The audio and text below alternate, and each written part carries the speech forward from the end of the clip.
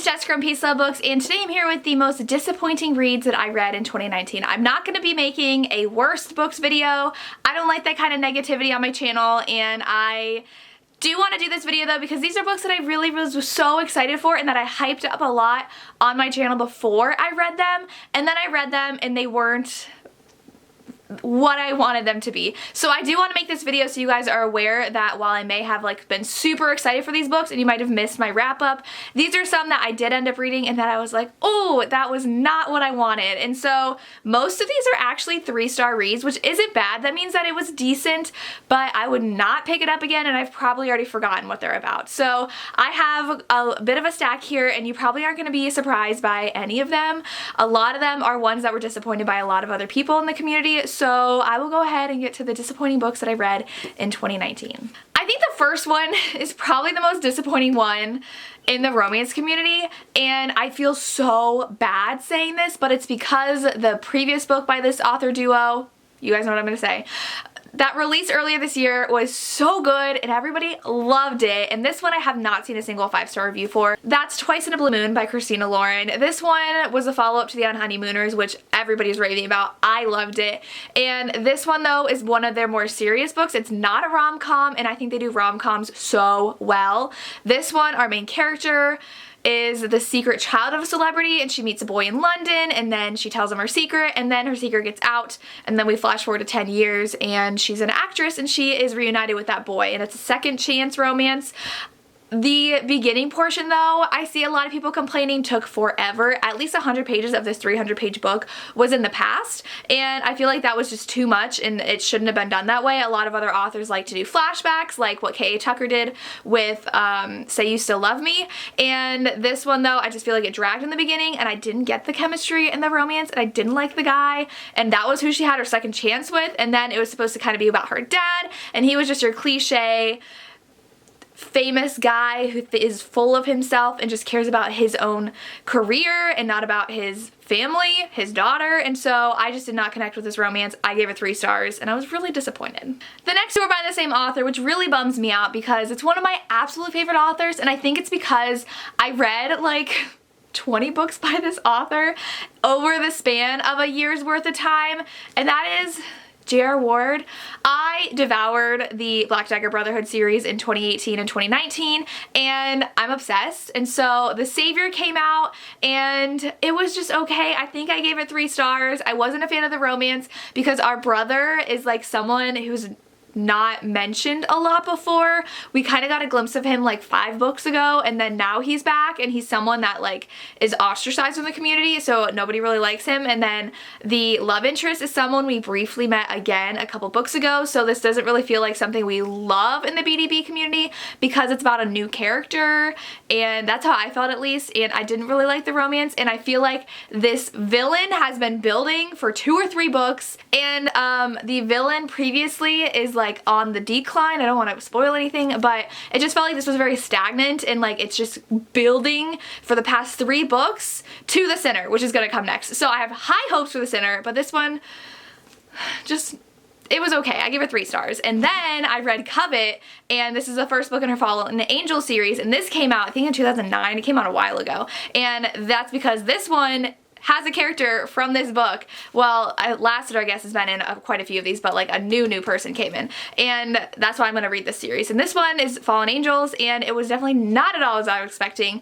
Not a ton of angels or paranormal, except for the fact that like he's an angel now, but like the main character doesn't have any angel abilities other than the fact that he's still alive even though he should be dead, and there's not a lot of paranormal until the last 100 pages of this like 500-page book. So I'm excited to continue on, but this one definitely was not what I wanted, so I gave this 3 stars as well.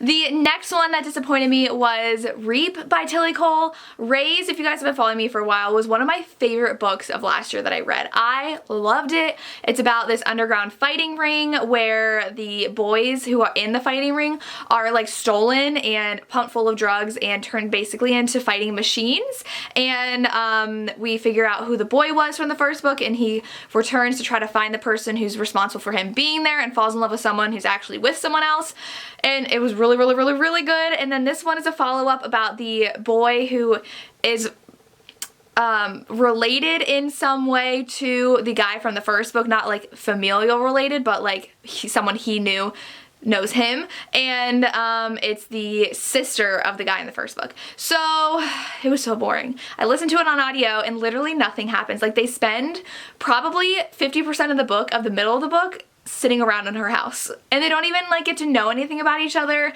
It was just very boring, and I was so disappointed. I think I gave it 3 stars, but it's more like a 2.5. And it might have been because I was listening to an audio, and on audio I definitely can sense the speed of books and the pacing of books because I'm listening to it and I need a fast-paced book while I'm listening. So I was so disappointed, but I still love Raise and I want to reread it because it's amazing, but Reap just wasn't for me. My friend Lisa from Remarkably Lisa, I'll link her video down below. We don't have like really that common of book taste, which is bizarre because we're such good friends. It's because of books and Instagram, but she posted her most disappointing reads and we both actually agreed on this. So typically she doesn't like a book, I like it, and if I hate a book, she really likes it. So Faker by Sarah Smith, this is gonna messed up my lighting. So it's Faker by Sarah Smith. I'll show you that and I'm gonna put it down.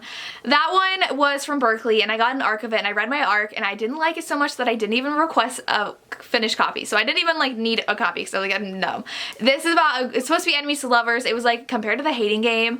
Our main character works in a male dominated industry. She does a lot of like copywriting for tools and stuff, construction stuff. And her coworker is, I don't know if like he's her above her in like ranking, but like they have to work together and they can't stand each other because they've just always been mean to each other, and they have to work together on a project and they are like helping build a house for like Habitat for Humanity kind of thing. It's like building this house for something, I don't know. But they get to know each other and like he has to take care of her, I think, and then they start to like each other, and then it was the whole like, well, I liked you and that's why I was mean to you romance. Like, that trope is just obnoxious, and it didn't make sense why they hated each other, and the ending was just so weird to me, like what happened in the ending, and I was just like, what is happening right now? I did not enjoy it at all. I gave it 3 stars, probably lower than 3 stars, honestly. I just did not enjoy anything about it, and the fact that it was compared to The Hating Game when they were marketing it, I was like, no way, no. So yeah, definitely disappointed in that one. The next one makes me so sad because I love this author and it's definitely a character thing for me, and like just the choices the author decided to do with the characters did not work with my reading taste. So I love this author though, so I'm definitely going to continue reading her books. It was just, this was not for me. And that was Blitzed by Alexa Martin. This is book 3 in her series. It just came out actually early December. Bryn is the owner of this all women's bar where like women go to hang out, and the football team has kind of like a Real Housewives reality TV show about them, so they always go to her bar and she's friends with them because they're the characters from the first 2 books, so she was a little bit in the first 2 books, and she has a romance with this guy who's a football player, and he comes around a lot and he's very like quiet and like under the radar, but like they always like have this kind of chemistry about them, and like the beginning is him talking to her at her bar, getting a phone call, and then getting up and like smashing her bar to pieces. And then he walks out, and then they never address it. She never asks him what happened, and we don't figure out until the end. And I'm like, girl, if I had a guy go like volatile on my own business, I would ask him, what is up with you? Like, I would demand an answer, or else you are not in my life. I don't know how she was okay with him doing that and not having an answer. Like, you don't want a man like that in your life. It was just like weird to me, and I didn't get the romance. Bryn was very obsessively talking about how strong of a woman she was and how she had her own business, and like, I didn't like her. She was obnoxious because she liked to say how she wasn't like other girls, and I think she was one of those characters that likes to be like crude and uncomfortable around people, so like she'll say things to make people uncomfortable, and I'm really not about those kind of characters. That's just a personal thing for me, so I really didn't like her character, didn't understand their initial romance, and I gave this 3 stars. I love Alexa Martin, I love this series, but this one I'm just not a fan of.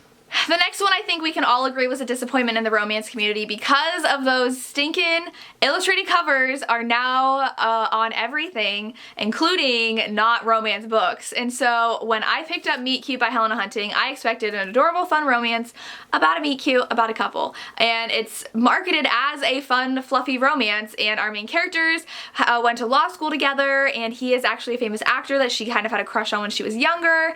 And then like something happened where like he betrayed her in college, and we don't really figure out what it is until later.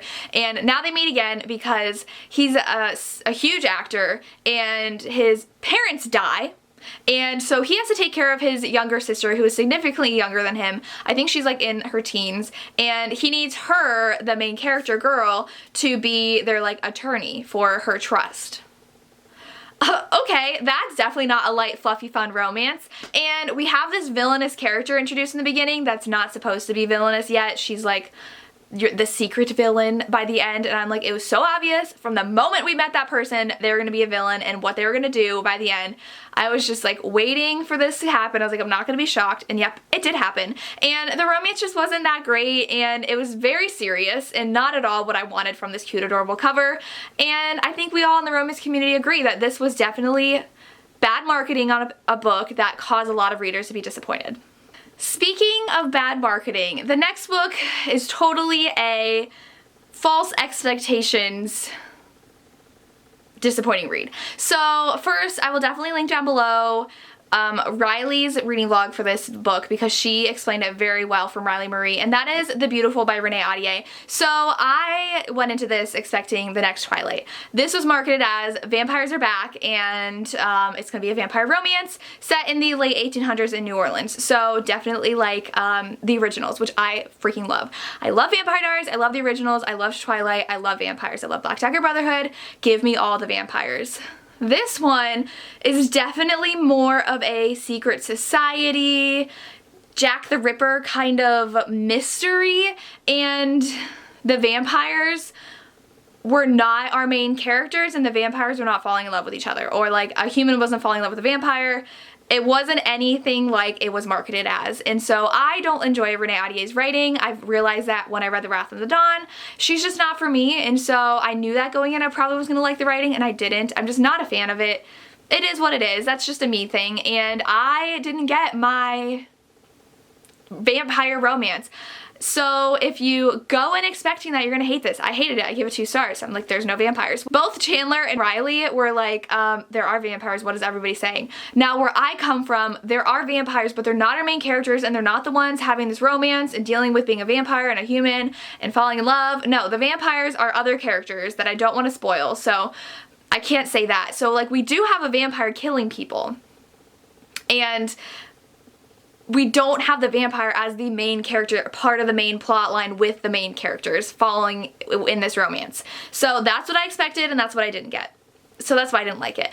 Go watch Riley's video before you read this so you know what to expect. She explains it much better than I do what this book actually is, and if that sounds good to you, read it, but it's not what I wanted, so I didn't like it. The next one is one you guys know I didn't like if you watched my binge video for Mariana Zapata. I read 3 of her books, and The Best Thing was one of them. I do think that this was a pick what I read next as well. This is the cover. I'm gonna put it down now. And it just like wasn't good. I love her books because of the slow burn romance, but this one, the romance like wasn't really there. Our main character hates the guy's guts in the beginning because they had a thing previously, and then he just completely ghosted her, and she tried and tried and tried to contact him, and he didn't, and now he's back like a year and a half later, saying like, hey, sorry I was gone, and like gave a really crappy excuse for not contacting her. And then the rest of the book's very boring, and there's literally no substance to Jonah, the main guy. He's just a rugby player who was injured, and now he's back, and that literally is the only thing going for him. And our main character was okay. Jasmine was pretty much running a gym, an MMA gym, but we didn't get really a lot of MMA, so I was just bored to tears the whole time, and it just wasn't for me. I know there are other people who actually enjoyed it, but I do think this was a consensus that this was a more missed book by Mariana Zapata recently, because I did read From Luke Off With Love, and I was like, well, is this what all of her slow burn is like? And I just don't remember. No, because From Luke Off With Love was amazing. That was good slow burn. This one, I just didn't care. And the last one I have is from Berkeley, and I think that a lot of people did not gel with this author's writing. Like me, I actually DNF'd it, and that is Not the Girl You Marry by Andy J. Christopher. This is supposed to be a modern day, gender bent, How to Lose a Guy in 10 Days, and that is a pretty big, bold statement, just like Faker with Sarah Smith. So I feel like Berkeley needs to watch what they compare their books to, because they're super high expectations. This one just was not for me. The beginning, I hated the main characters. I didn't like the chemistry between the main characters. I didn't get the chemistry. I also heard the dog doesn't show up until the end, which made some people annoyed. I DNF'd it. I honestly can't even tell you what I read, and I read at least 100 pages, and I don't even remember what happened.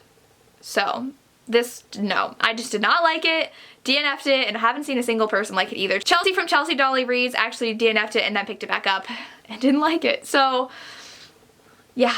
And those are the most disappointing books that I read in 2019. Let me know down below if you read any of these and what your thoughts were, or if you didn't like a book that you were expecting to love in 2019. I would love to hear. As always, thank you so much for watching and have a good day. Bye.